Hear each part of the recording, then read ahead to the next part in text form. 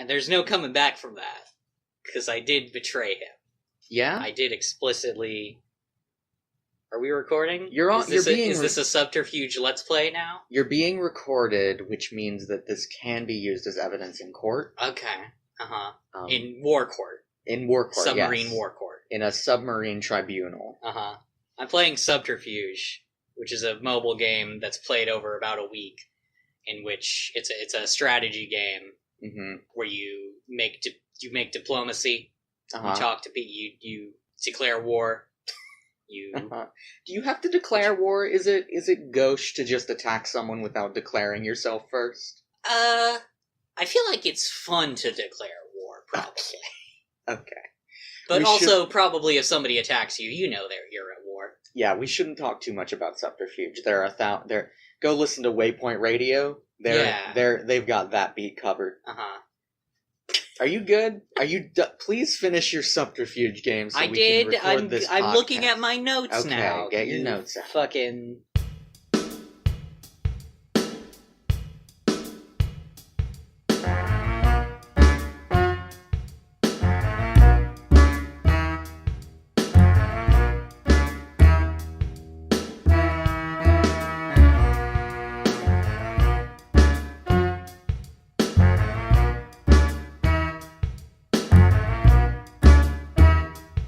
Hello, and welcome to Late to School, a Sailor Moon Watchcast. I'm Lorena. And I'm Zach.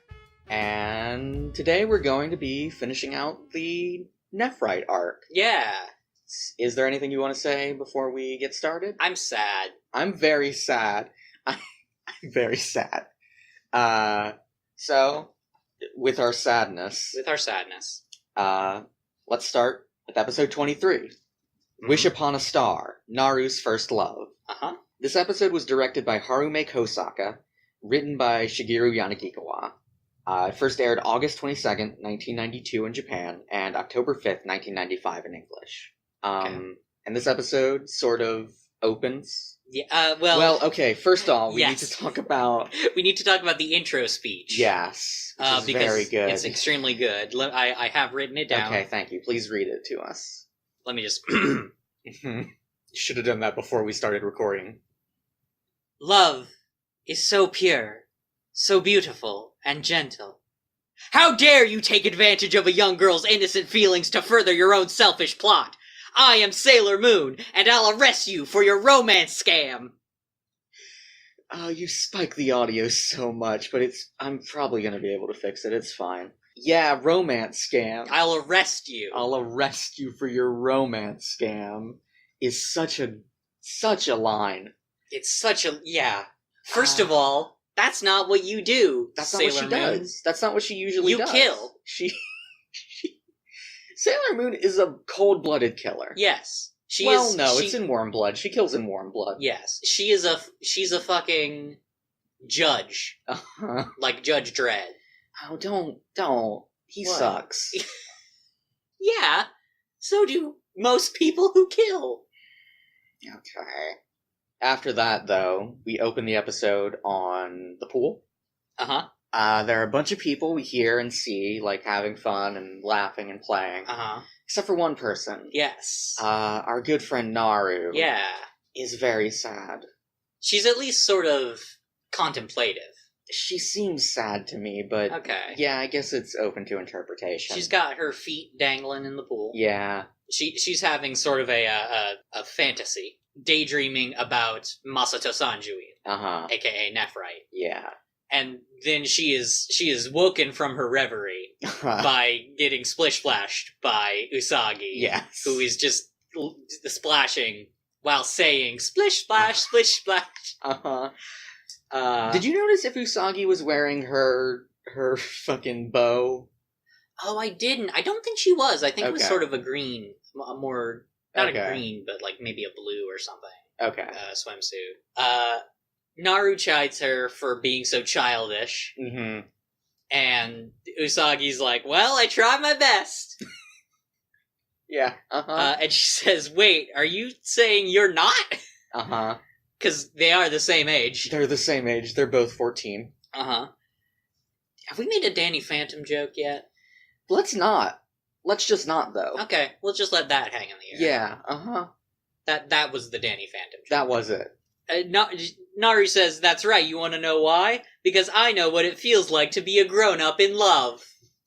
Which, no you don't. No, she doesn't. I mean, You know what it's like to be a middle schooler in love. Yes, absolutely. I'll grant you that one. I trust you to know your own feelings, but also, not a grown-up. Not a grown-up. This shocks Usagi. Yeah. This revelation shocks Usagi into just sort of standing still and getting dunked on by a thrown beach ball off from the side that just knocks her into the water. Usagi is a beach ball magnet. Yes. 'Cause remember the fucking... The beach episode? The beach episode. Uh-huh. Sports don't like her. Sports don't like her.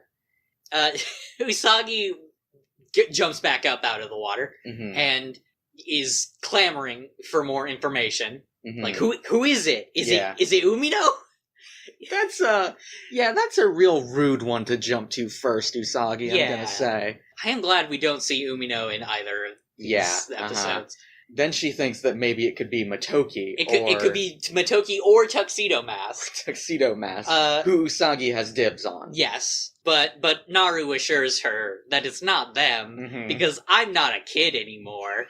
I will remind the audience that Motoki and Tuxedo Mask are adult men. They're in college. They're in college, at least. They're probably at least 17. I think they're 19. Okay. So that's a silly... Yeah. That's a silly... Naru's silly. Yes. Listen. She's got some stuff going on. Yeah. But she admits that it is Mr. Sanjui who she is in love with. And Usagi is horrified. Yes. And is like, hey, no, you can't be in love with him. He's a real bad dude. Naru at first thinks she's overreacting because he's not a boy. I assume he's a man. He's a man, is I think what she means. He's neither. He's an alien. Right, but, sure. He could be a man alien. You don't know. That's true. That's fair. I assume aliens with gem-based names are non-binary. Fair enough. And she says, I know he's a little old for me, but that doesn't matter when it's love. It does. It does. Super does, Naru. It super does, Naru. I'm sorry, Naru. It super does. It super does. Usagi tries to convince Naru that it super does. It super does. But more so that Sanjuin sucks. Yeah. And Naru gets mad at her. Yeah. And just kind of leaves. And then we cut to Hikawa Shrine, where the Sailor Guardians and Luna are gathered. Luna says a line that I'm pretty sure needs to be in the title of this episode. Oh, really? What is it? Which is, this is getting pretty complicated. Yep. Yeah. The girls discuss what to tell Naru, basically. Because they all know that Mr. Sanjuin is Nephrite. Yes. And they don't know how to tell her that, because she's not in on the masquerade. She's super not. Ami says they should just wait and see when it becomes a problem. Yeah. Which is a bad idea. Rei wants to just immediately tell her everything. And Usagi is sort of two minds, but she resolves that, I guess, because, she's Naru's friend. She resolves to be the one to tell her and figure out what exactly to do. Yes. She says, don't worry, I'll think of something, leave it to me, Naru's in good hands, and then pounds herself in the chest so hard that she breaks down coughing. So Luna is not confident. Luna's not confident at all. And then we cut to Geiger Hell. The Dark Kingdom, yes. The Dark Kingdom. Fuck you. Where Beryl is angrily searching for Nephrite.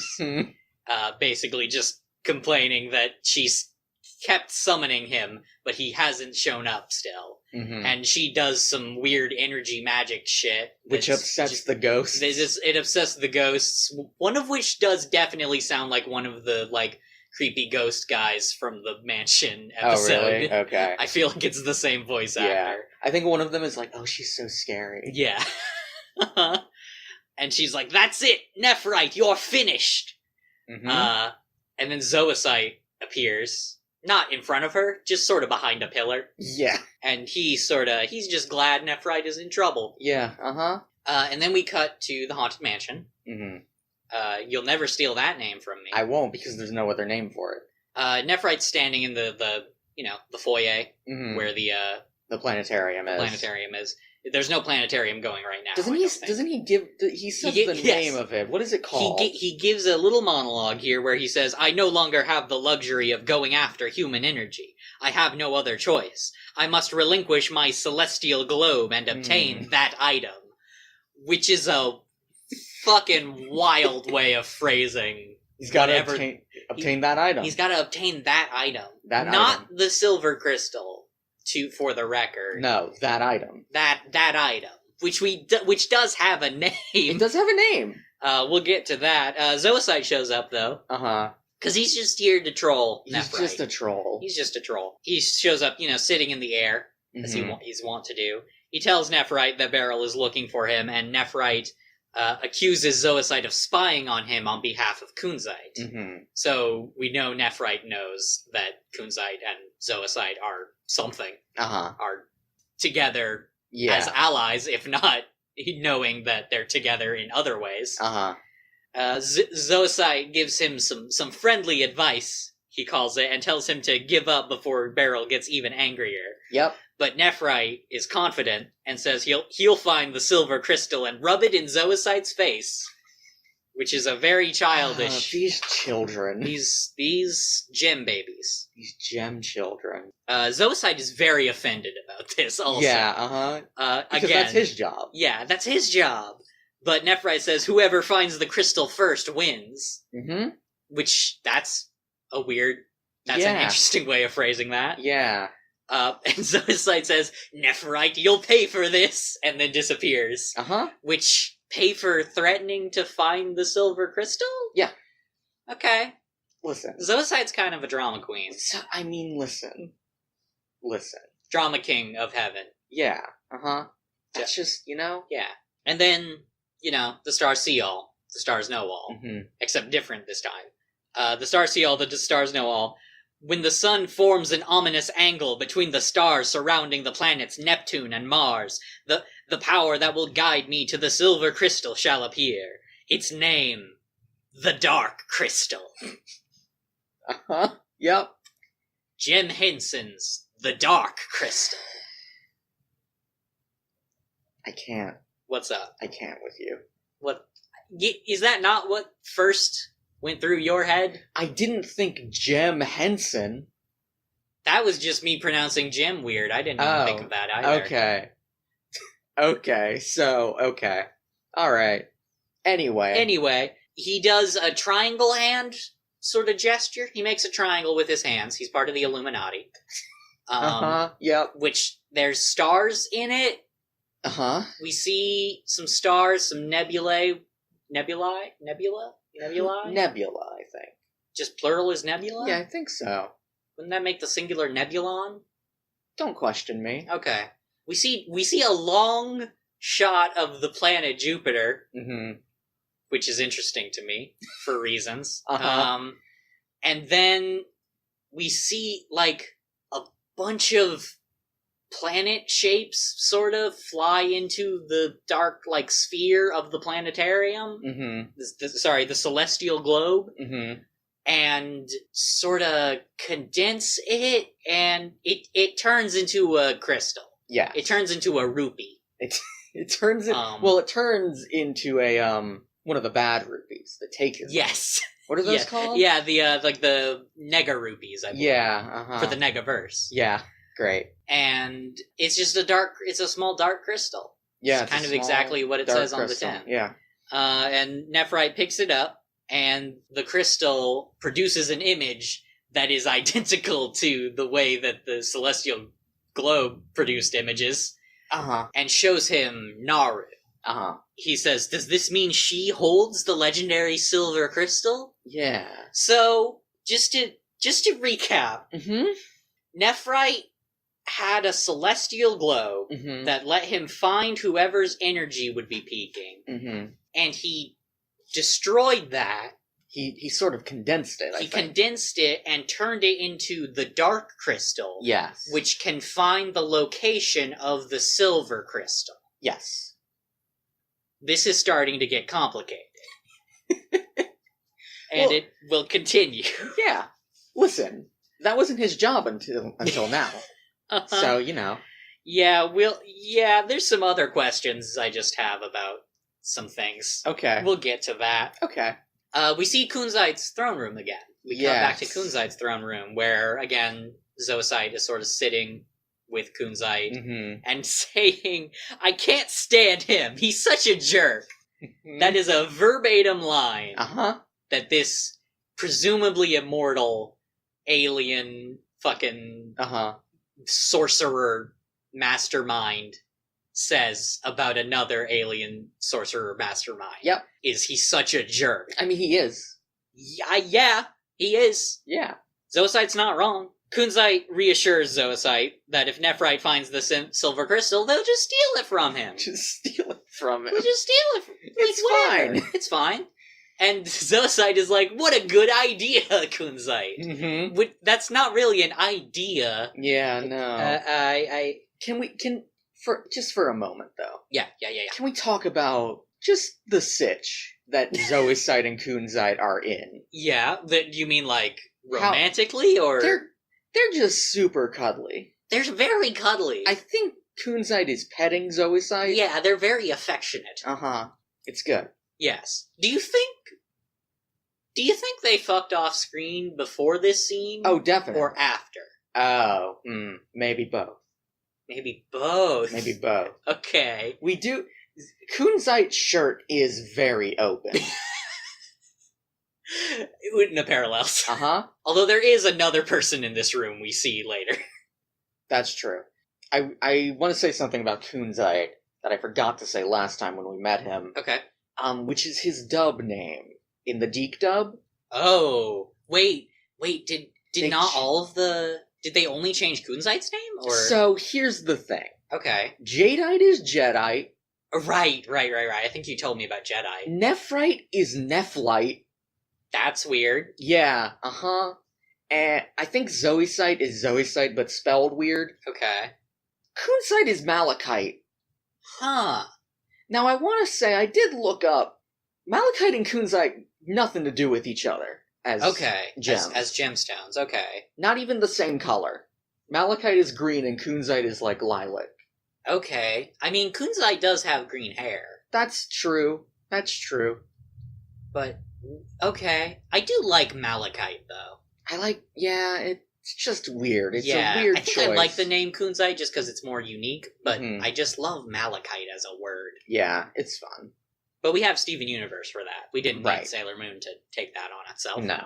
Kunzite advises Zoisite to send a monster to keep sort of tabs on Nephrite. Yes. And Zoisite just kind of turns around in the chair and says, "You heard him, Yasha. Go get on it." And we see a sort of vague figure behind them that disappears. Yeah, we don't see what she looks like in this scene, right? No, not really. We see like a hunched form. Okay. And then we cut to Naru's apartment. We're back in the real world. Usagi is about to ring the bell. I want to say, before we get further into this scene, Usagi is at Naru's apartment now. Yes. Just keep that in mind. She came to Naru's apartment. She's about to ring the bell, but she's too nervous. Yeah. Luna's there too, and she sort of chastises Usagi for not being able to make up her mind, basically. Yeah. And Usagi sort of panics, but says, "Oh, I know what I should do. This is a perfect opportunity to ask Motoki for advice." And Luna is not having it. No. Luna's like, oh god. Yeah. But Usagi does leave. She leaves. She came to Naru's house, decided to go see Motoki instead, then left. Yes. And then we cut to the arcade. Usagi sees Motoki, tries to get his attention, but he is sort of helping another girl with a game. And Usagi panics. Usagi is so jealous. She's extremely jelly. She's afraid that he's flirting with her. And then we see a figure appears ominously out of thin air. I believe that this is artistic license, but it is strange. From behind Usagi, and then Usagi gets a chill, and she says, "I smell you," and turns around, and it's Mamoru. It's Mamoru. It's our buddy Purple Pants. Can we talk about his clothes, please? What's up? Talk to me. I didn't take careful note of his clothes. Talk to me about his outfit. It's mostly his top. Mm-hmm. He's got a... Okay. He's got a bowling shirt, basically, right? No. No? Not really. Okay. It's reminder that it is the middle of summer. Usagi was at the pool earlier in this episode. Yes. Mamoru's wearing a sweater. It is a sweater that is like a patchwork of random colors that do not go together. Oh, There's some yellow. I think it's purple, too. That's why I thought it was a fucking bowling shirt. That's a fair assumption, because why would he wear a sweater in the middle of summer? This fucking jackass. Listen, you gotta have layers sometimes. It's not a good look, either. If it was a powerful look, I would understand. Right, if it was a good sweater. It's not a good sweater. He's there, though. He's there, he's here, he gets Motoki's attention while also making fun of Usagi. Yeah. And Motoki's like, oh hey! Hey, Usagi. He's just constantly cheerful. He's very He's constantly, disarmingly, and yet suspiciously cheerful. This man. I don't want to spoil the ending, which is that Motoki was Queen Beryl all along. Oh, of course. That's why the toy was in the... Of course, it all comes together. It all makes sense. The puzzle pieces are finally falling into place. Mm-hmm.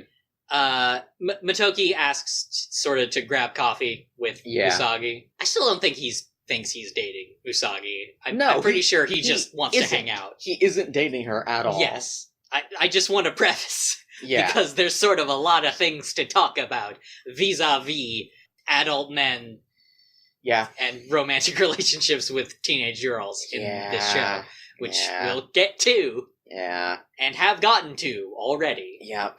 But Motoki himself, not an example. Not an example. Mamoru also kind of invites himself. Yes. Like, I could go for some coffee. Much to Usagi's chagrin. But Motoki's like, is that okay? And Usagi's like, yeah, it's fine. They go to like a cafe. Yeah. And over coffee, Usagi is telling them the situation, basically, as much as she can without breaking the masquerade. Just explaining that a friend of hers has fallen in love with someone that she knows is a really shitty dude, and asks for advice. And Motoki says, you should just wait and wait until it becomes a problem. Exactly what Ami said, which Usagi points out. Yes, in her internal monologue, at least. But then Mamoru sort of, he's sipping his coffee, and he places it down, and with such purpose. He can't say anything insightful without also making a scene out of it. Yeah, he says that that won't solve anything, and that if you want to get anything done, she should just tell her the truth. Right. And then Motoki immediately 180s and is like, yeah, Mamoru's probably right. Motoki, I feel like I sympathize with Motoki here. Okay. Because he just has no sort of opinions of his own.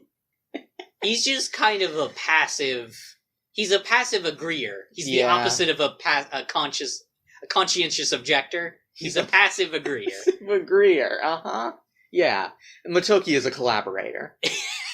Yes. Motoki is a centrist, which means I don't sympathize with him anymore, Okay, actually. fair. You know what? I've changed my mind. But Usagi is happy to have gotten advice.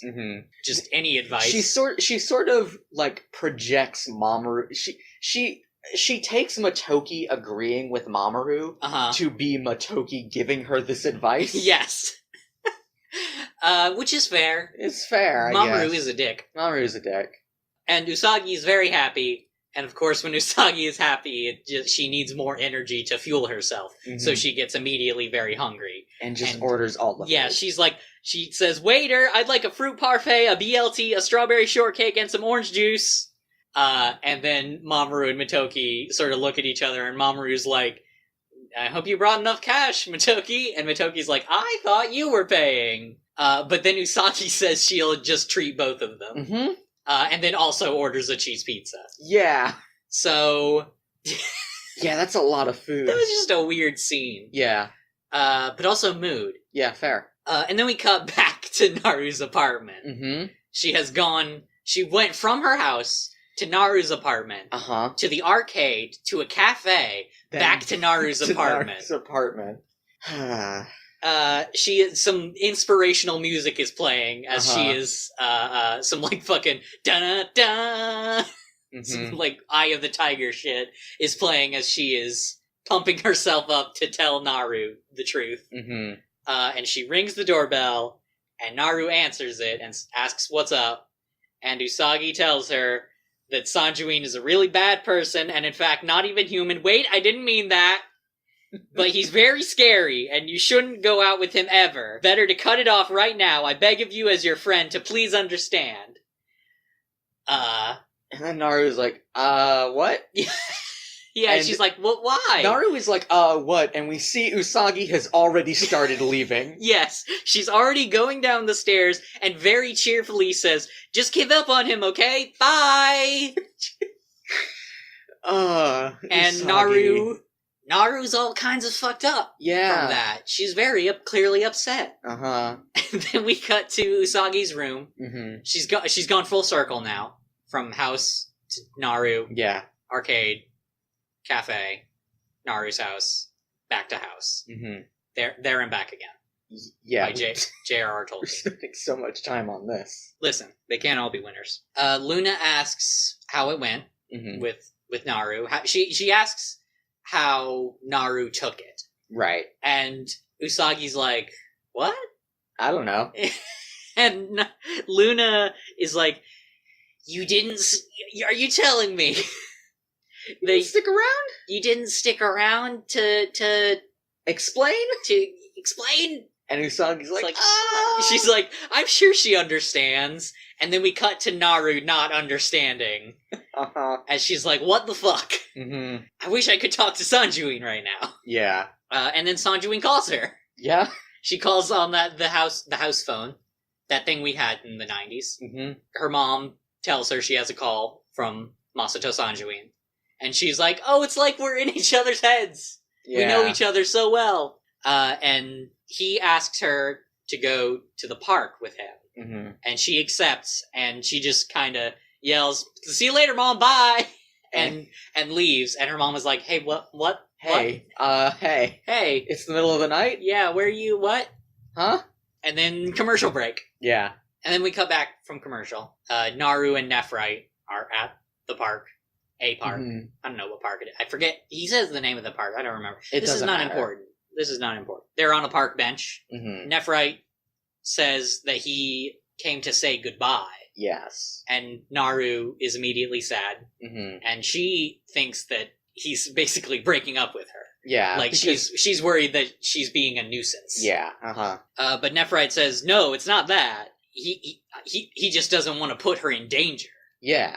Because some bad men are after him. And he doesn't want Naru mixed up in it. Mm-hmm. And he's about to just leave. Yeah, he gets off the bench and is going away. But Naru stops him and asks if there's anything she can do to help, basically. And he very ominously is like, the silver crystal. If you get me the silver crystal, I'll be safe. And Naru... God, Naru... This is super convenient. Naru remembers a moment. Yes, that we have not seen. She's like, could he mean... And we get sort of a flashback where we see Naru's mom showing her like a really round crystal. Yeah. That Naru says gleams like silver. Yeah. And then we cut back to the present and she's like, could he mean that one? And she says to Nephrite, don't worry, I'll be right back. Just stay here. And runs back home. She's left from her house to the park. And now is going back home. At least Naru didn't know. That's true. And Nephrite smiles creepily. Yeah. As he is wont to do. Yeah. Oh, also, for the record, through this whole scene, there's this there's these cuts to a bug zapper. Yeah, with some, like, moths flying around it. Yes, and when Naru leaves to go get the silver crystal, one of the moths hits the zapper and fries. Its wings catch fire and it falls. Yeah. And it's pretty gruesome. It's pretty gruesome. It's top 10 anime deaths. That moth. Yep. Is all of them. It's all 10. Okay. And then we see Naru sneaking in her own house. Yes. In her mom's safe. I think she's probably in, like, the shop area. Probably, yeah. She sneaks into a safe. She unlocks a safe, opens it up. There's the silver crystal. She grabs it, and then her mom is behind her. It's like, Naru. Yeah, she turns on the light, yells at her about, like, what she has behind her back. Mm-hmm. And Naru's just like, gotta go, bye! And just runs out. Runs back out. And her mom is very worried. Yes, she is crying, we see. She's, wondering what's happened to her, basically. Then we cut to Usagi and Luna, who are walking down the street. They're walking to talk to Naru. Right. Luna has convinced Usagi, kind of, because Usagi is still hesitant. Uh-huh. But Luna says she kind of owes it to Naru to make up for just kind of info dumping and then leaving. And as they're walking down the street, they spot Naru's mom, who is sort of walking and looking for Naru. Uh-huh. And Naru's mom spots Usagi and is like, have you seen my daughter? Do you know where she is? Uh-huh. And we get we cut to Usagi running. Yes, but we hear the dialogue of the previous scene. Her explaining to Naru's mom, or Naru's mom explaining that Naru left, yes. and Usagi explaining about Masato Sanjuin. Uh-huh. And she is running to the park. Uh-huh. Luna tells her to transform, and she does. I had an observation about the transformation sequence here. Yeah? I know we're 23 episodes into the show, but, you know. It's fine. I keep noticing new things. The transformation puts a special... the beginning of the transformation sequence puts a special emphasis on the nails. Yeah. Which are then immediately covered by the gloves. Yes. Uh-huh. You know. Yeah. So I just thought that was interesting. It also puts a special emphasis on, like, Usagi getting lipstick that isn't visible. Uh-huh. Because she's not a villain. Right. Then we cut back to the park. Uh-huh. Nephrite places the dark crystal. Y'all, it's called the dark crystal. It's just called the dark crystal. Don't worry about it. Okay. He places it to the silver crystal. And it kind of glows a little bit, but nothing really happens. Yeah. And he says it's not reacting, which means this is just an ordinary crystal. Yeah. This is a silver crystal, but it's not the legendary silver crystal. Right. But as Naru is thinking to herself, thank goodness I was able to help him out, but she wasn't. Yeah. The dark crystal reacts to her. Yeah. And Nephrite is like, what the fuck? We also see at this point Yasha, the monster from before, watching from behind a tree. Yeah. I think we kind of see what she looks like. She's got like a kabuki mask. Yeah. And I think she's wearing... creepy kabuki. I think she's wearing a kimono. Nephrite tells Naru there's something else he wants to show her something. Uh-huh. And starts sort of guiding Naru away. Uh-huh. But then Sailor Moon is here and stops them. Yes. As she is wont to do with evil plans. And she says, how dare you take advantage of a young girl's love? I'll arrest you for your sneaky scam. Again. Which is very similar to the initial thing, but also sneaky scam this time. Sneaky scam. She'll arrest him. She'll arrest him. She won't. She won't. She can't. What jail, Sailor Moon? She does not have the authority. In what prison? In what cell? In what police box? The Eternal Sleep. She doesn't have that. She doesn't have that. Okay. She can't do that. That's Beryl. Beryl's a cop. Sailor Moon's not a cop. Beryl is a queen, and we know that law enforcement is inherently tied to the monarchy. Yes, exactly. Naru is like, what the fuck? Why is Sailor Moon here? What? And not Usagi, sorry, Sailor Moon says, hey, he sucks. Sorry, but he's literally not human. Mhm. He works for a fucking thing called the Dark Kingdom. I don't even know what the fuck that's about. Yeah. But Naru's like, no. I love that it's fine to break the masquerade to Naru as long as she doesn't also know that Usagi is Sailor Moon. Uh-huh. I guess, yeah, because people just know about superhero shit. Right, they know Sailor Moon exists. I guess they don't know about monsters? Do Unclear. they know about monsters? Unclear. I mean, Sailor V fights monsters. Everybody faints every time there's a monster. What do they think Sailor Moon does? I don't know. Anyway. Naru's like, no way. No way. No, he's a nice man. And as she's saying this, we see Nephrite, like... His hair starts sort of blowing in the wind and dramatically. he is charging up a sort of magic ball. Yes, he casts Magic Missile at Sailor Moon. And then he casts Meteor Swarm at Sailor Moon. Uh-huh. Yep. He uses Starlight Attack, he says. Yeah, uh-huh. Because he calls the name of... You gotta call the name. You gotta call the name. Of the attack. And fucking... Sailor Moon scooches out of the way of the sort of beam. But it does tear like a gash through the cement beneath her. Yes. And she is very scared. Mm-hmm. But then we hear a voice say, "Oh, you're so pathetic." And she gets very happy. Yeah. And we hear another voice say, "Get up, Sailor Moon!" And it's Rei and Ami, who have transformed. They say Sailor Mars is on the scene, and Sailor Mercury is here too.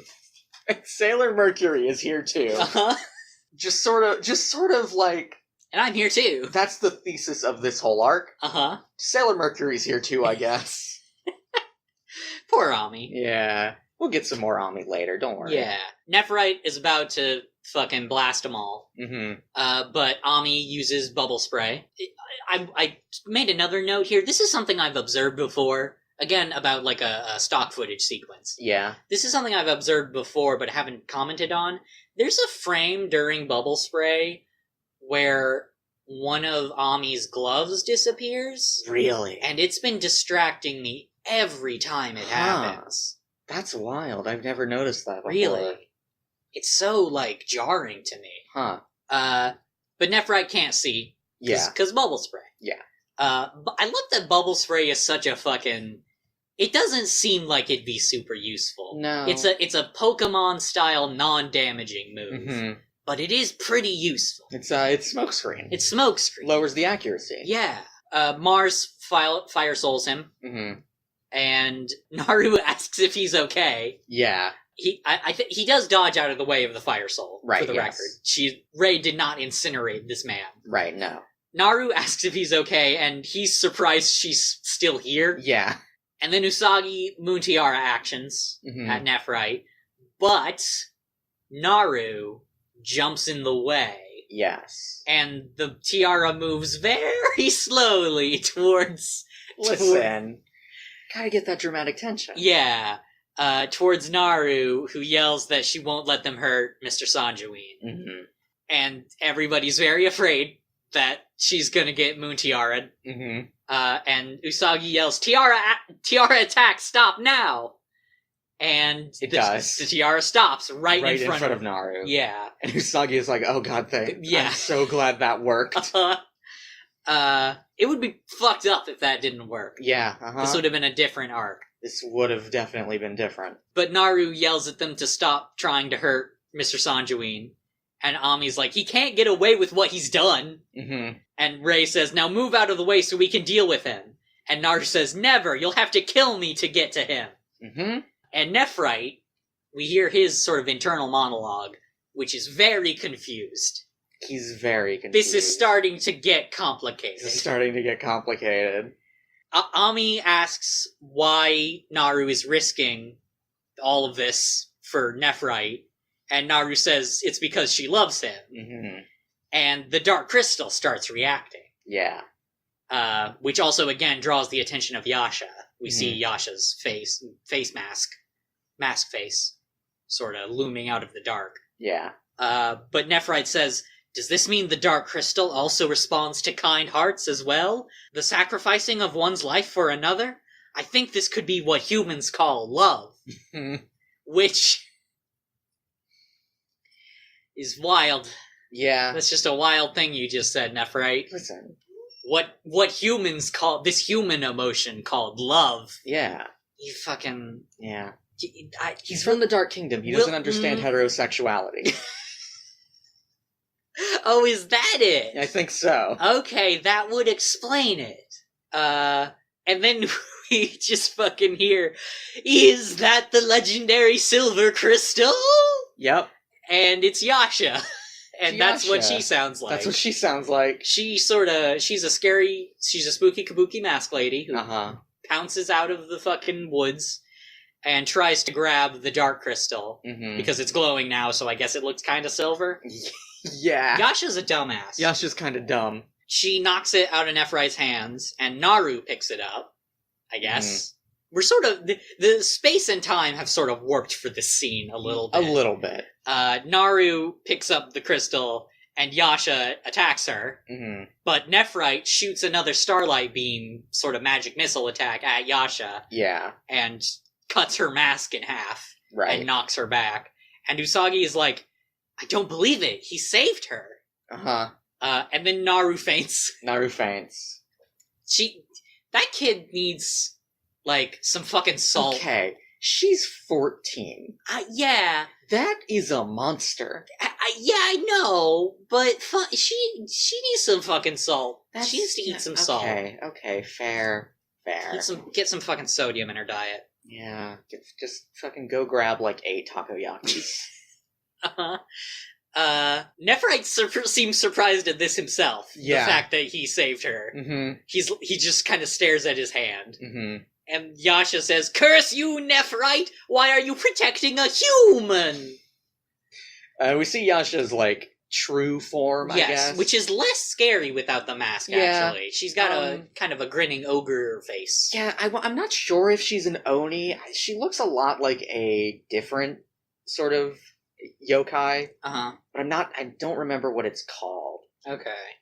She could also just be an Oni, and I'm misremembering what the thing I'm thinking of looks like. Right. Yeah.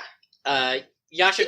Also, I want to say, I could be wrong, I think her whole, like, sort of appearance changes. I think she has a different kimono on. I think you're right.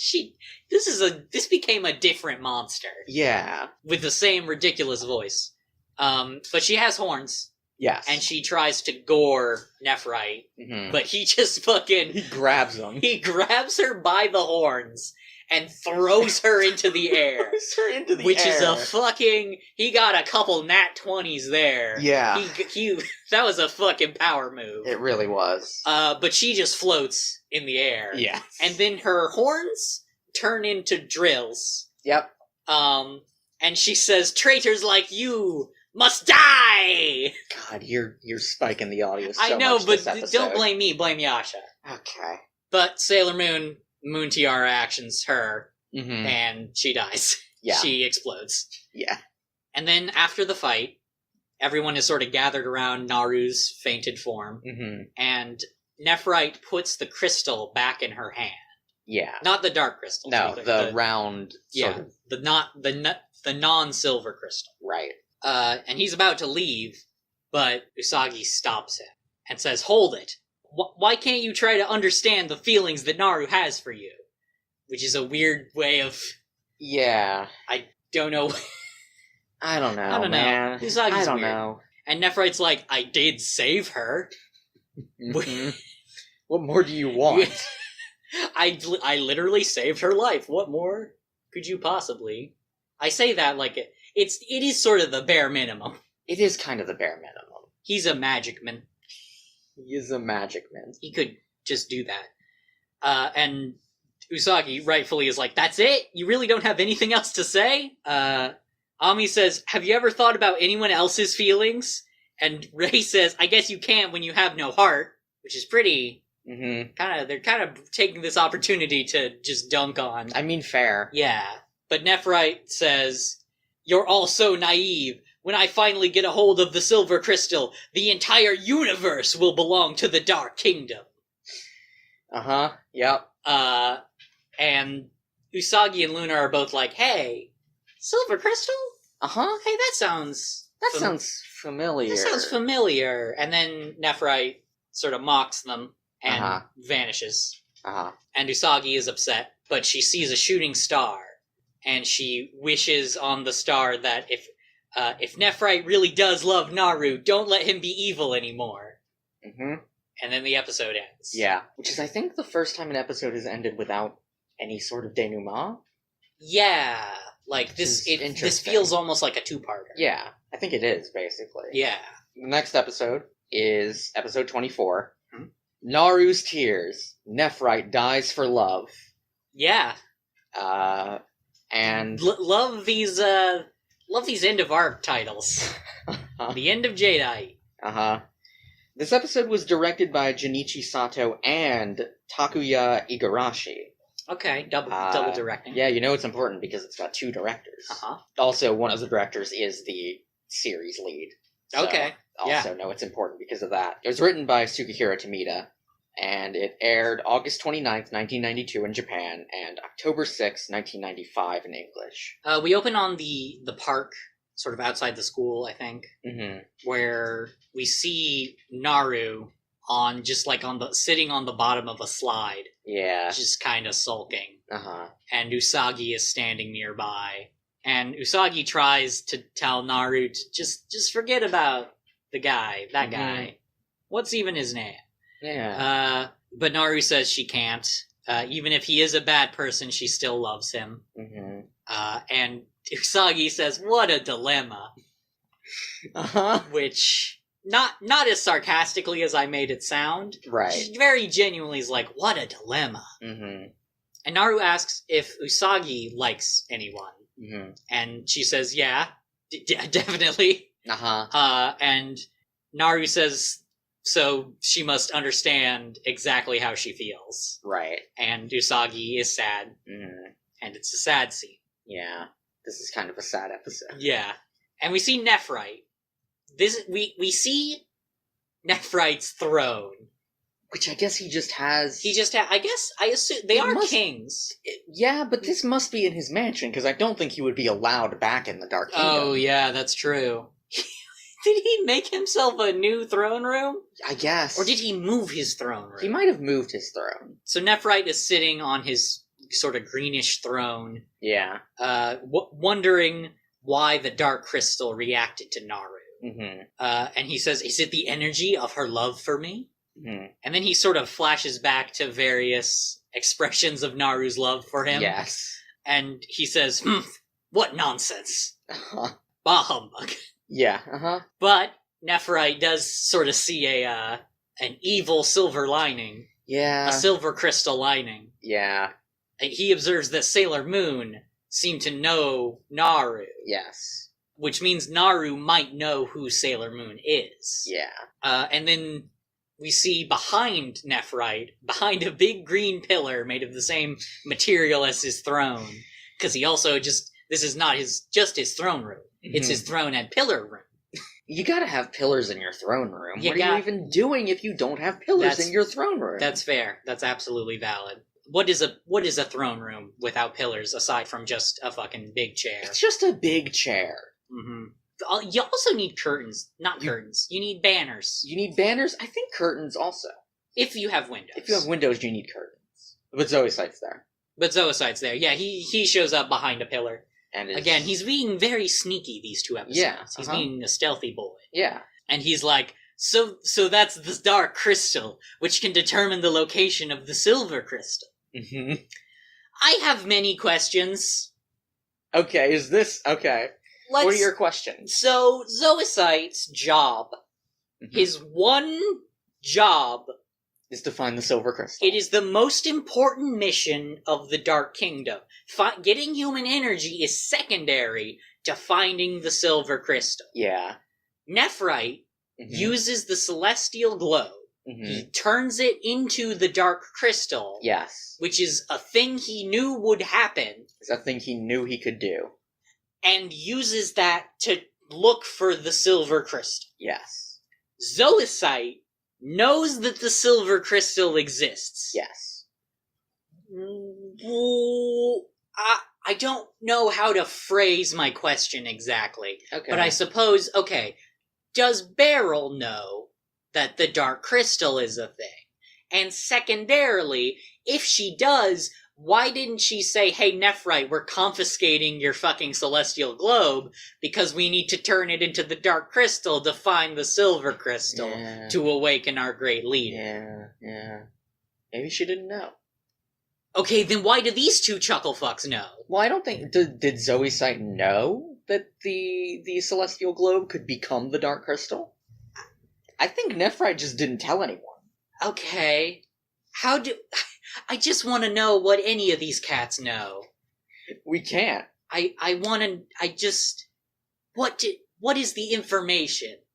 What are the secrets at stake? Mm-hmm. You know? Yeah, that's fair.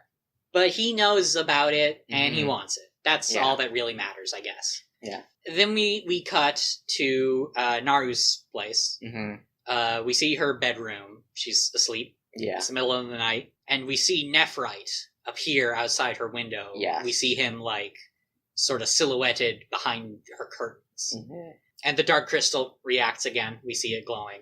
And Nephrite is like, I wonder since it's reacting to the same girl, I wonder if it's possible that the Silver Crystal could be inside a human being. Yeah. And Which is kind of a wild assumption. Yeah. But also, the evidence he has at his, yeah. That's fair. And he enters Naru's room. Yes. And uses the Dark Crystal to sort of X-ray her. Yes, sort of scans her. And I don't know the capabilities of this magical artifact. And he finds nothing. He finds nothing. It is a very well-animated sequence. Yeah. I found the effect very cool. Yeah. And then he sort of teleports back outside her room. And Naru wakes up and sees his silhouette outside the curtain. And she's like, Mr. Sanjuin?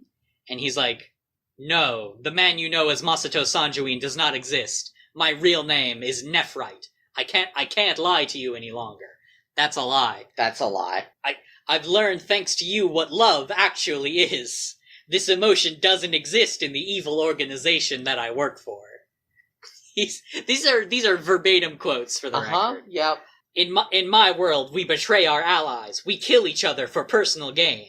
I thought that's all life was. I never expected any more than that. But your love has opened my eyes. It's truly changed me. I'm now thinking of joining Sailor Moon and join in her fighting the evil organization. So that's wild, what he just said is the problem. Because, Zoisite loves Kunzite. Right. For shoresies. It's unclear how allowed that is. Sure. Also, Monster Lady, Water Monster, loved Jadeite. That might have just been lust. She said love. Okay. So, here's my thing. They have a concept of love. Yeah, that's true. Just his fucking... this human thing called love is just so... Listen, I'm saying heterosexuality.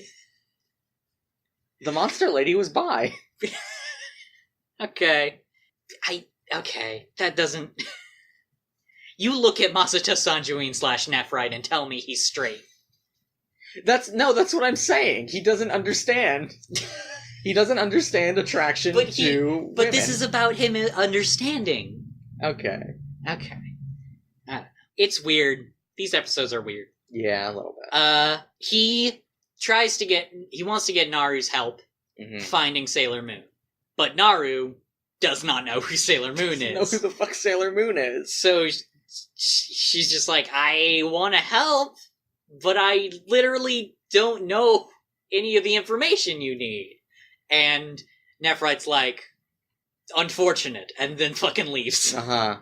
And Naru sort of looks out her window and looks for him, and she's sad. And she just wants to help. And we see Nephrite. Yes, we see Nephrite again, his, reflection in the window, while she's not looking outside. So we know he's still watching her and is waiting for her to contact Sailor Moon. Yes. And then we see, in sort of just a fucking conga line of spying on people, Zoocyte on a rooftop Uh-huh. is spying on Nephrite Yes. while he's spying on Naru. Mm-hmm. And Watching you, watching me, watching you.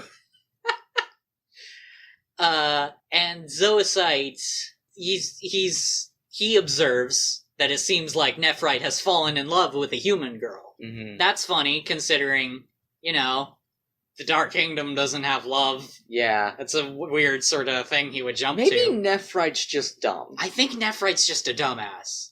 I think we need to consider the possibility that just nobody told Nephrite about love Yeah. before he came to Earth. Yeah, I guess not. But Zoocyte is like, okay, Mm-hmm. we can use this. Uh-huh.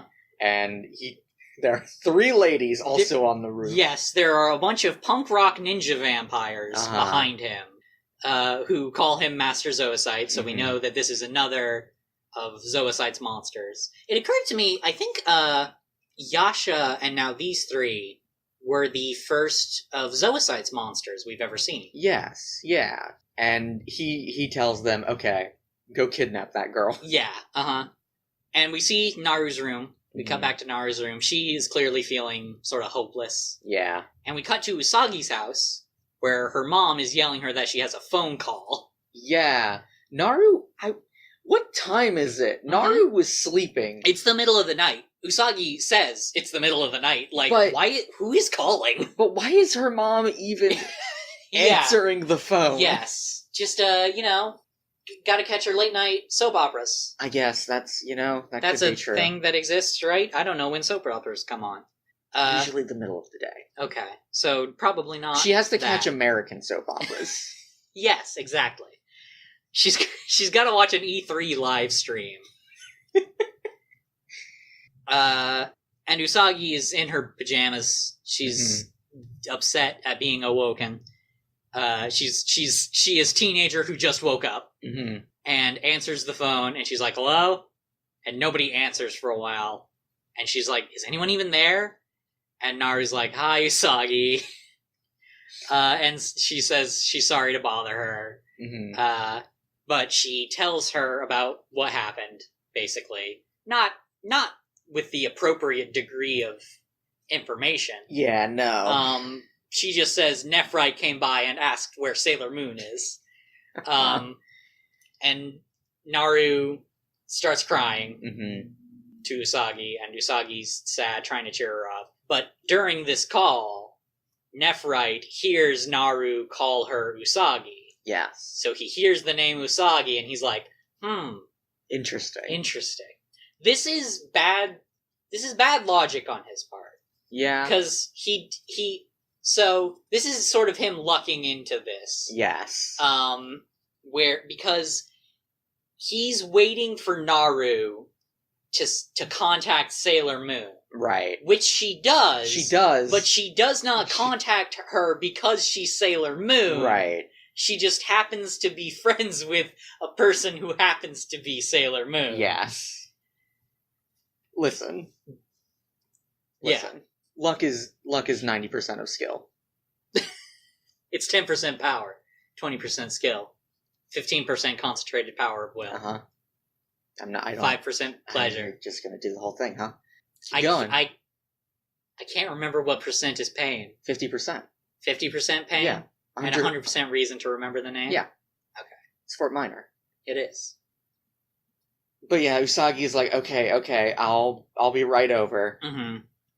We see Luna and Usagi running to get to Naru's house because Luna says Nephrite is keeping tabs on Naru. We need to make sure she's okay.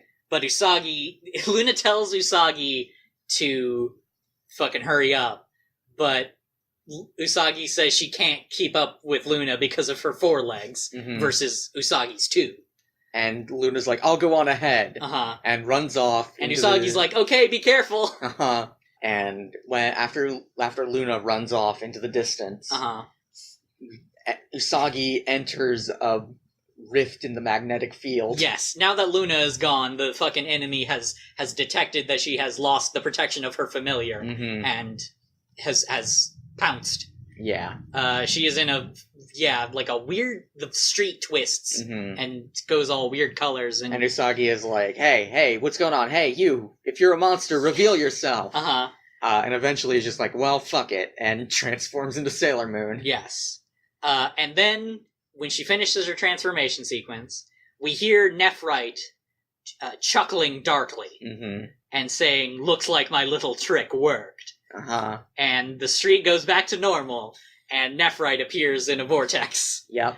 And he says, "So Sailor Moon is Usagi Tsukino." Hmm?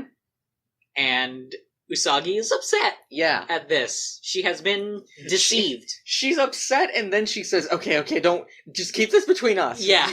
Don't tell anyone else. Uh-huh. And Nephrite says, "But you've no reason to hide your identity now." And she says, "I don't see things quite the same way as you. Pretty please." Mm-hmm. But Nephrite assures her that there's no use worrying, because she won't be leaving alive. Yeah. And then starts blasting her with energy. But then is struck by a rose.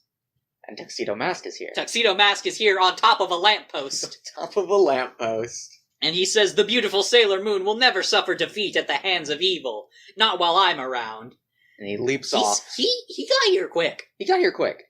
And he leaps down next to Sailor Moon. Mm-hmm. And Nephrite is about to blast them both. Uh-huh. But with his tiny arm. Right. This is the shot where he has a very tiny arm. The proportions on Nephrite in this sequence are off a bit. I would say they are somewhat helter-skelter. Uh-huh. He's about to blast them both with his tiny arm. But so I guess his earrings, they are like Usagi's sort of bun holder thingies. Uh-huh. In that they are Naru cry for help detectors. Yes. Because he hears Naru crying for help. Yep. I don't know why Usagi's Naru cry for help detectors don't catch the signal. You know, he's closer. By 10 feet! 10 feet's a lot. And he sort of turns to hear that, and there's a sort of pause in the battle, and Tuxedo Mask is basically like, "What are you waiting for?" And Nephrite says, "I can attack you anytime I want now that I know your identity, so watch your back, Sailor Moon," and vanishes. Yep. And Usagi is very anxious about this. She says Luna's gonna be fucking pissed at her. Mm-hmm. But Tuxedo Mask says she's a smart girl, and he's sure she'll figure something out. And then he just walks away. He just walks away. He just strolls down the street casually. And Usagi quietly is like, "Thanks for saving me." Uh-huh. He's just walking. He just kind of strolls away. Yeah, I mean, that's what a man with a tuxedo and a cane would do. He should probably know the danger's not necessarily gone, because it super isn't. He could have helped at some later points in this episode. Who knows? Okay. Who knows what's up with Mamoru? Tuxedo Mask. We've already... It's not a secret. We know. We see one of the punk rock vampire ninjas flying away with Naru in the sky. And we see that Luna sees this and is rightfully worried and says that she's gonna try to contact the Sailor Guardians, like, immediately. Uh-huh. And then we cut to Nephrite appearing back in Naru's room, just teleporting back in there. And he sees a note on her bed. Yes. That is written in either kanji or nonsense. I think it's nonsense. It doesn't look like kanji or hiragana to me. Okay. So I think it's just like Dark Kingdom language. Okay. He does say that he does exposit to us, thankfully, that the note says that they want the Dark Crystal in exchange for Naru Osaka. Right. And Nephrite's like, "Why on earth would I care what happens to that girl?" Then he sort of gets like a flash of Naru running and giggling. And then he gets really mad and just crushes the note and sets it on fire. Because he's extra. The whole Dark Kingdom is kind of extra. And then we hit a commercial break. Yep. And when we get back from the commercial break, we open on the Ragtime Pool Bar. Yeah. Which is an abandoned bar Is this what this place is really called? I didn't know that. Yeah, it has a sign outside that just says Ragtime. Okay. Which is a fantastic name for an establishment. Mm-hmm. It seems to be abandoned. It's all wrecked and stuff. And inside are the vampires. Yes. Who have tied up Naru. Uh-huh. And they're just sort of talking about whether or not Nephrite will actually show up. And then we see Nephrite just slowly walk down the stairs of this building, which is a fucking power move. It's extremely good. And then they attack him. They attack him with their powers, like weird echoey shit. And like explosive red balls. Yes. And a tree arm. A tree arm, yeah. But he draws a sword. Yeah. From somewhere. Magic. And fucks him up. Yeah. He doesn't kill him, but he just sort of corners one of them. And is like, go tell your leader I'm coming for him. Pretty much. He says he's not giving up the Dark Crystal. And then Nephrite and Naru sort of stare at each other for a sec. And then there's... The vampires leave. Yes. There's a cut to Nephrite carrying Naru carrying Naru down a blank white void that eventually becomes a street. Yes. Which is a sort of weird bit of artistic license. Yeah, well, you know. Naru thanks him for saving her. Nephrite apologizes for putting her in danger and lying to her. But she says, listen, it's fine. It's fine. She says, as long as you're by my side, I can live with the lying. She's very in love. She's very in love with, yeah. She sees that Nephrite has a cut on his arm. He bleeds green, first of all. I don't know if he bleeds green or if it's the tree. I mean, maybe. I don't know. I think he bleeds green for a reason we see later. Okay, fair enough. Yeah, he must have gotten nicked by the tree, though. Yeah. The tree arm. And Naru insists that she help him sort of bandage him up. And she sort of leads him into a park nearby. Yeah, he's put her down at this point. Yes. She also says they need to hide in case those women come back. And Naru sort of rips up her shirt and uses a bit of it to, bandage his wound. And while she's doing that, she talks about a place she knows that serves the best chocolate parfait. Yeah. And Nephrite is like, he's like, chocolate parfait? And she's like, do you like it? And Nephrite's like, yeah, of course, why wouldn't I? And Naru just kind of fucking stares at him and says, that's a lie. And Nephrite looks very guilty, but then Naru says, a sweet lie to make me think we have something in common. Yeah. This is a pretty cute scene. I'm about to cry. I'm about to cry in real sorry. life. It's fine. Can I say something, though, real quick? Yeah. All mentions of chocolate parfait completely cut from the Deke dub. Why? I don't know. I can't tell you. Did they replace it with a different dessert? No. Did they have different... I don't remember what Naru talks about with Nephrite. All mentions of chocolate parfait, just not in it. Not in it. Too scandalous to talk about parfait. We have to censor the parfait. If there's two things we can't have on this children's television program, if there's three things, it's the devil, it's feminism, and it's parfait. Those are all things that the gays love, so can't have them. That's true. So she asks if he would like to go with her sometime. She says she's dreamed about going with him.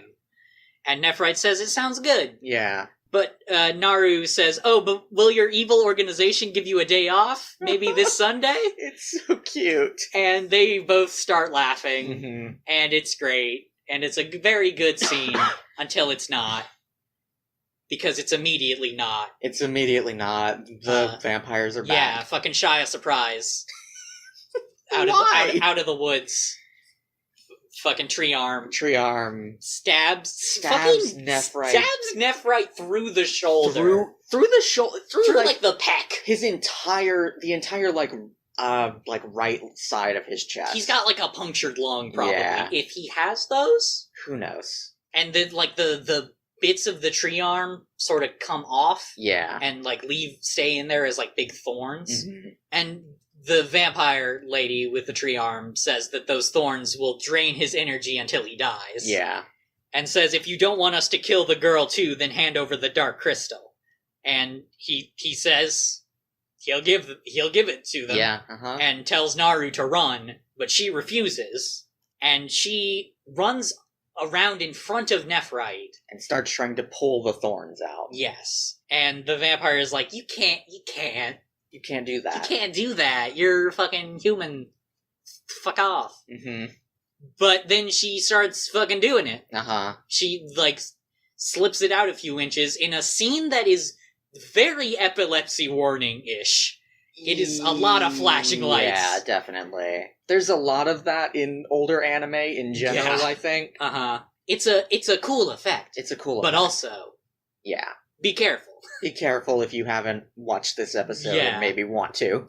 And she manages to slip one of the thorns out, like, a little bit. Mm-hmm. And then one of the other vampires just fucking attacks them. Yeah, the explosive balls. Yeah. One. She throws the explosion balls, and Nephrite sees this and pulls Naru around and blocks with his body. And this is why I think he bleeds green, because when the smoke clears, we see that he is covered now in green. That's true, like, you're right, yeah. Blood marks. He's gotten real fucked up by this explosion. And then Zoisite appears in the sort of the sky. Yes. Not like the Jadeite mirror, like the image in the sky, but like... floating. He's just there. And he takes the dark crystal, and he's very satisfied about getting to kill Nephrite.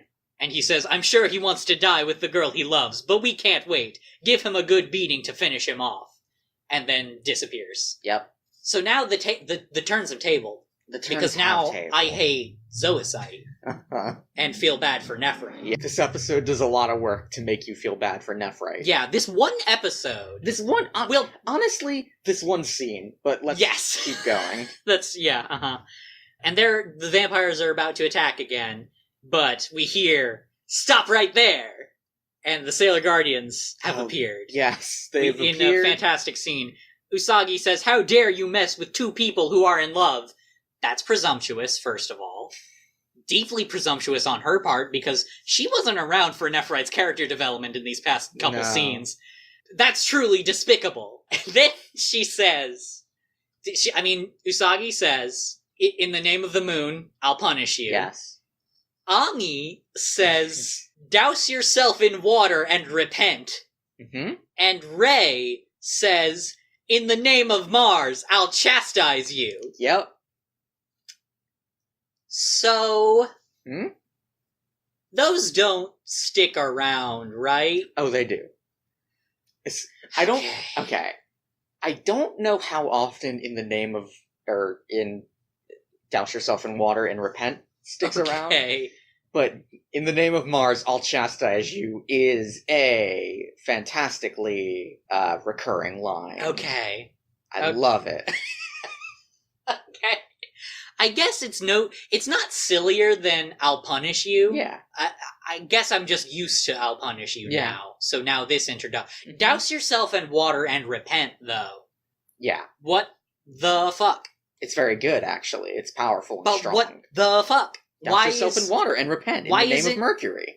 She doesn't say in the name of Mercury. Yeah, but it's implied.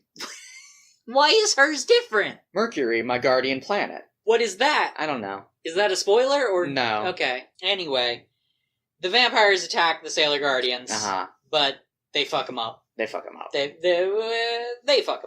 Ami bubble sprays, and that Ami bubble sprays, and that freezes the explosive balls in the air. Yeah, it does. And they just fall to the ground harmlessly. That's not how that works. I would understand it making them not explosive. Sure. Like, explosives don't tend to be super effective. In water. Right. But they kind of freeze. It's weird. But then Usagi and Ray do their combined Fire Soul Moon Tiara action and just wipe them the fuck out all in one shot. Yeah. And then I cry. And then we cry. And then I cry forever. And then we both cry. Nephrite says... Nephrite is still sort of... hanging on a little bit. Yeah, he's still got the thorns in him. And he... This is so fucked. It's so fucked. Nephrite tells Usagi... Well, he tells Sailor Moon, saying Sailor Moon, to her that her identity will remain a secret. And he tells Naru he's sorry. He doesn't think they'll be able to have chocolate parfait together. Looks like I've continued to lie to you until the very end. And he stops. He stops. He dies. Naru begs him to wake up as he starts fading into, like, really beautiful, like, sparkling, multicolored, like, star-like dust, basically, that starts sort of flying up into the sky. And he and his clothes just disappear, and the bandage she wrapped around his arm just sort of falls to the ground. And everyone is crying. Everyone is crying. Naru is crying. The Sailor Guardians are crying. We're crying. You're crying. You might think you're not. But you are. But you are. In your soul. Check again, motherfucker. We're not crying. You're crying. And that's the end of the episode. Yes, we see a very beautiful shot of, like, the sparkling star stuff flying up into the sky, and that's the end of the episode. And then next time on... Okay, this is a mood switch for me. Yes, this is a powerful fucking change. Let's cheer up Lorena. Okay, here's the thing, though. I did cry at this next time on, because I was so happy. You just had a lot of emotions already. Yeah, That's absolutely valid. Next time on, Usagi has a new friend. Makoto Kino. Yeah, but you can call her Mako, she says. And Luna observes that she's so big. She's so big.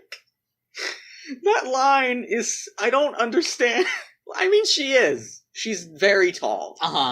Very strong. Apparently, friend. Apparently, she saved Usagi when she ran into some bad guys, and Luna chastises her for being saved when she's a superhero. Yes.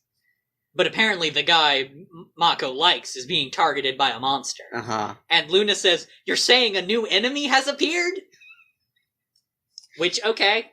Yeah, I guess. So next time, Jupiter. The powerful girl in love. Yeah.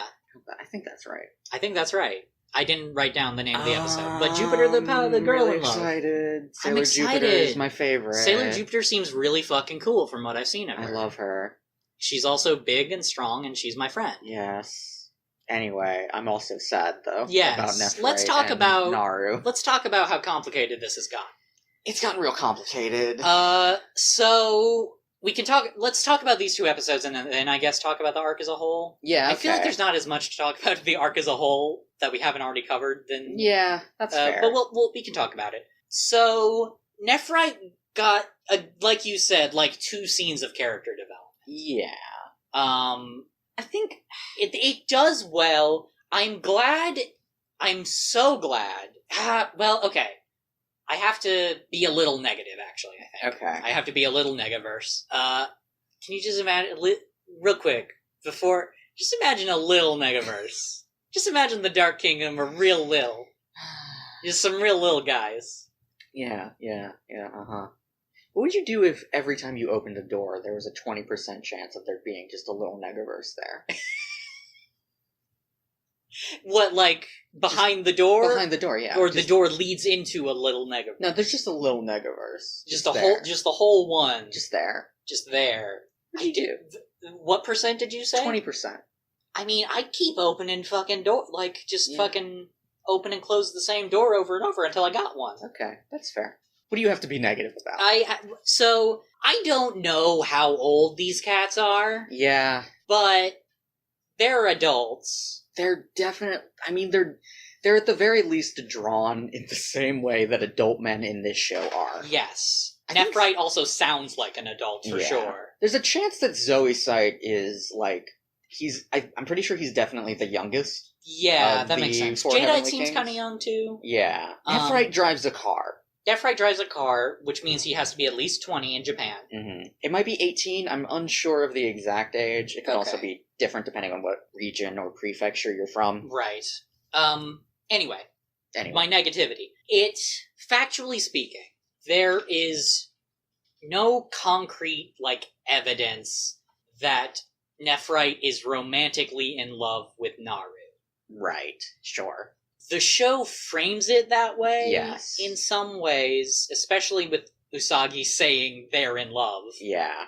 I would like to interpret them as not. I mean, Naru is in love with him. Naru is definitely romantically in love with Nephrite. Which is fine. That's fine. It's fine for that's not... teenagers to have crushes on adults. Yes. And that's the fantasy this is, right? Right. This is the fantasy... We've talked about the fantasy of the older man before. Yes. And I understand... It is, for the most part, harmless in this episode, at least. It's definitely harmless in this episode. And I understand the desire to write a story about those fantasies, right. Especially if you are writing a story for younger girls who might have those fantasies. Yes. It's still not great. I like to think, I think it's actually kind of worsened by how this ends. Because I like to think that if Nephrite had survived and had just, joined the Sailor Guardians and kept hanging out with Naru, that he would start being, a father figure to Naru.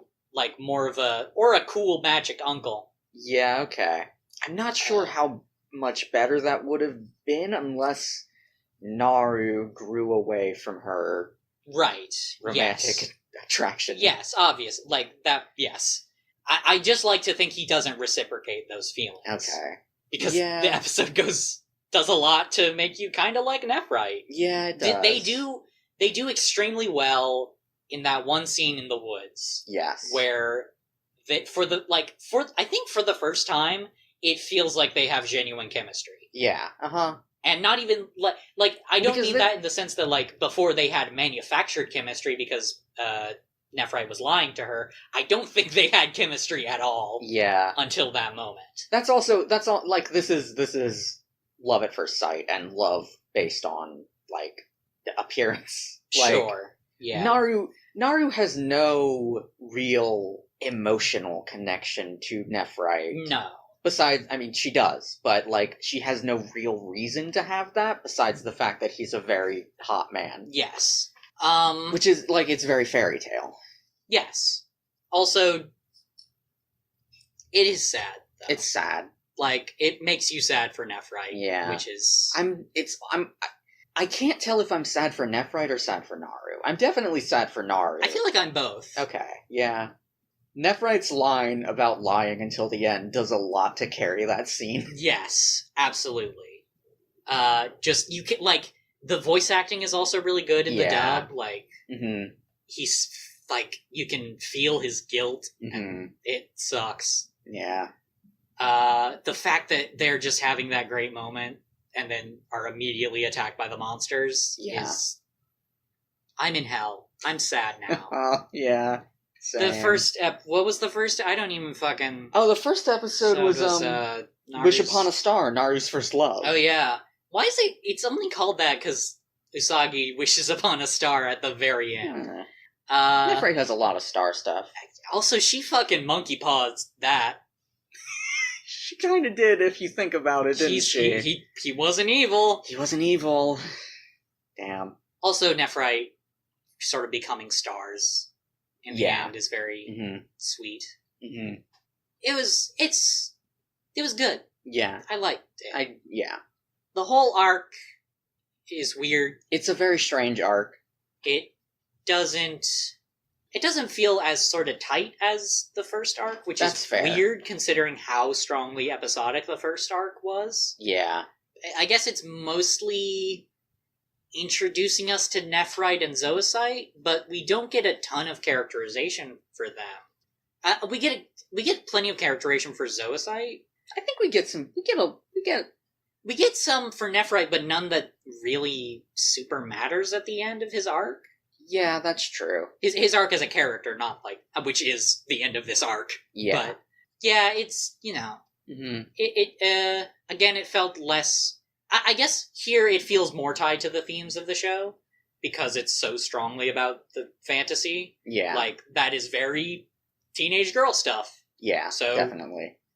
Sure. Also, like, the line about Naru being an adult now because she's in love Yes. is very, like, okay, yeah, Uh-huh. that's, yeah. That is a theme of the show, it feels. Yeah. Especially considering that's been a thing for Usagi before. Yes. Usagi plays Cupid. Yeah. But I can't think of anything else to say about the arc as a whole other than I'm just super excited for the next one. Yeah, that's fair. The next arc is kind of... I don't know where it ends. Is Okay. the thing. I was looking at the episodes and the episode summaries. Uh-huh. So, I'm not sure where it ends. Okay. But I am excited for Sailor Jupiter. Yep, me my too. favorite character. Is she your favorite? She's definitely my favorite of the main sailors. The main non-Usagi sailors, or including Usagi? Including Usagi. I Okay. think I like her more than Usagi. Okay. I'm excited. She's probably my favorite overall as well. I really Okay. like Uranus, who we'll meet much, much later, but Okay. yeah. Cool. Mm-hmm. I'm hyped to meet this fucking tall lesbian. Well, she's not. She's bi. She's bi. She has a guy that she likes in the episode. Yeah. But she's not straight. No. Just look at her. Look at her. You can't be that tall and also straight. I think. Don't know if that's true, but you know what? Fine. We'll accept it. I mean, have you seen Nephrite? Fair. He's also tall. He's very tall. Kunzite's tall. Kunzite is tall. Beryl's tall. Beryl's pretty I think. tall. We Guess we never haven't- see her stand. Yeah, we don't see her. We see her standing in the opening, and she looks tall. She there. looks tall. She's definitely not straight. No. But yeah, I think that's Beryl's pan. Okay. I'm sad, Yeah. but I'm excited. But I'm yeah. sad. Yeah. It's that this has gotten complicated. Mm-hmm. Thank you for listening. And as always, you can find me at Lorena27 on Twitter. And you can find me at Frylord Zarek on Twitter. And you can find us both at late_school. And thank you to Kevin MacLeod for the use of his song Semi-Funk. The moonlight is a messenger of love.